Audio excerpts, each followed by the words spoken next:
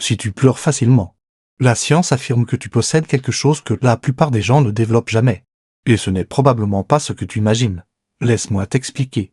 Si tu fais partie de ceux qui ont les larmes aux yeux pendant une dispute, devant un film triste ou simplement lorsqu'ils se sentent dépassés, alors écoute bien ceci, pleurer rapidement n'est pas un signe de faiblesse, bien au contraire. Les psychologues expliquent que cela révèle une capacité que beaucoup ont perdue ou n'ont jamais réellement eue. Aujourd'hui, nous allons décortiquer la science derrière les larmes émotionnelles et comprendre ce qu'elles disent vraiment de ton esprit et de ton équilibre psychologique. En grandissant, on nous a souvent répété d'arrêter de pleurer et d'être fort. Pourtant, voici la vérité brute, les êtres humains sont la seule espèce sur cette planète capable de verser des larmes pour des raisons émotionnelles. Réfléchis-y un instant, la nature nous a littéralement conçus pour exprimer nos émotions à travers les larmes. Alors, si tu es sensible au point de pleurer facilement, ce n'est pas parce que tu es fragile, mais parce que ton système émotionnel fonctionne exactement comme il a été programmé. Simplifions cela. Les psychologues identifient 3 facteurs principaux qui rendent certaines personnes plus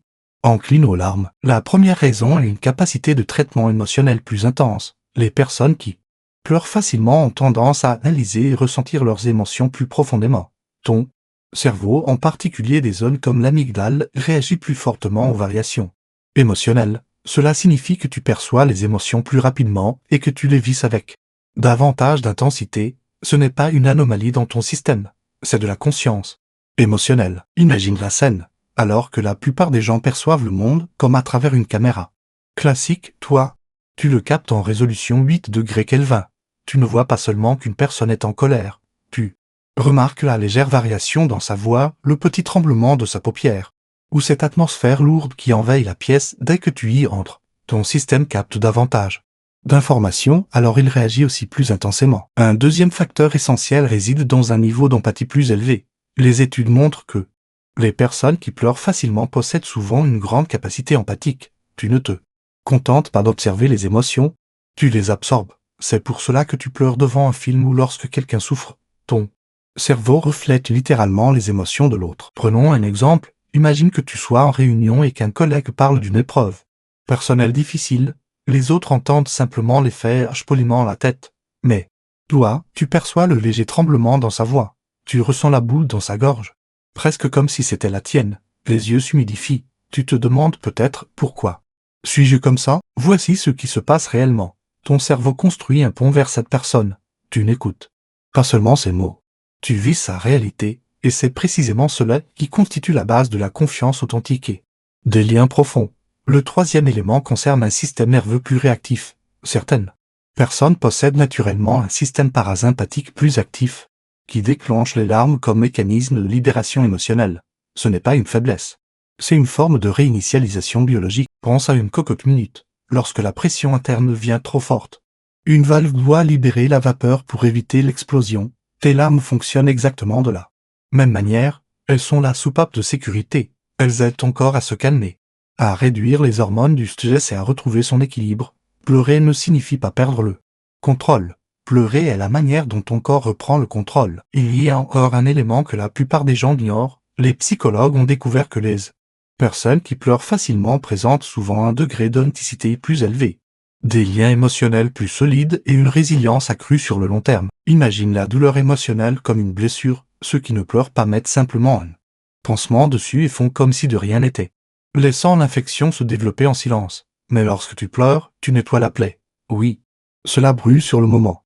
Mais c'est précisément ce qui permet une guérison saine, parce que tu traites tes émotions au lieu de les refouler, tu t'adaptes en réalité mieux avec le temps. Tu n'es pas trop sensible. Tu es émotionnellement bien entretenu. Parlons maintenant de la force cachée derrière cela. Les personnes qui pleurent rapidement sont souvent celles qui ressentent profondément, qui remarquent les détails invisibles et comprennent les autres de manière intuitive. Ce sont des qualités que l'on retrouve chez les leaders visionnaires et les esprits créatifs. Ce sont eux qui peuvent transformer l'atmosphère d'une pièce, simplement parce qu'ils perçoivent ce que d'autres ne voient pas. Peut-être es-tu celui qui, lors d'une réunion d'équipe, remarque que la personne silencieuse dans un coin détient une idée brillante mais n'ose pas la partager. La société étiquette parfois la sensibilité comme une faiblesse. Pourtant, la psychologie nous montre qu'il s'agit d'une forme avancée de maturité émotionnelle. Et c'est ici que cela devient essentiel pour ton évolution personnelle, l'intelligence émotionnelle. est l'un des indicateurs les plus puissants du succès.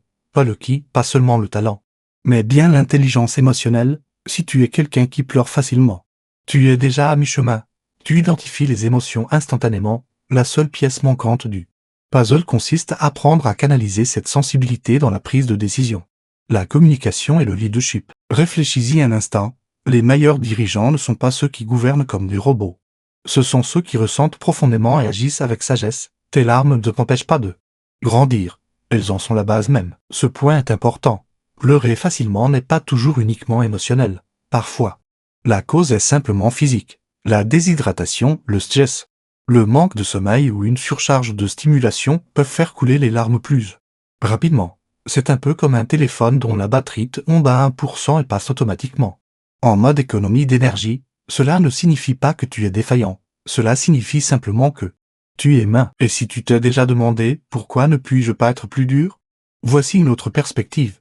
Peut-être que le monde n'a pas besoin que tu sois plus dur. Peut-être qu'il a besoin précisément de la version de toi qui ressent pleinement. Mais comment utiliser concrètement ce don particulier dans ta vie quotidienne?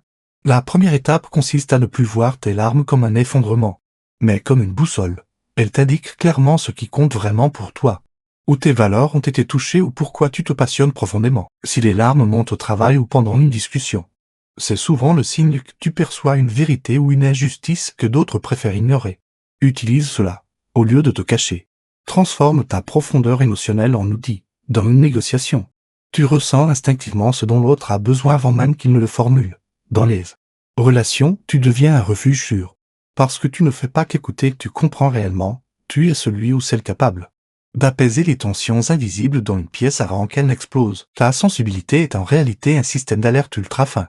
Un véritable radar émotionnel au service des connexions authentiques. Si tu apprends à écouter ce signal au lieu de le réprimer, tu commenceras à prendre des décisions bien plus alignées avec qui tu es vraiment et avec la vie que tu souhaites construire. Alors si tu es quelqu'un de sensible, ne t'en excuse pas. Tes larmes ne sont pas une erreur. Elles prouvent que ton cœur est resté ouvert, que ton empathie est toujours vivante et que ton humanité est intacte. Et pour être honnête, c'est devenu rare aujourd'hui, puisque nous parlons de qualités que la société interprète souvent de manière totalement erronée. Il existe peut-être un autre aspect de ta personnalité. Es-tu du genre à pousser un soupir de soulagement, voire à ressentir une joie secrète lorsqu'un rendez-vous est annulé?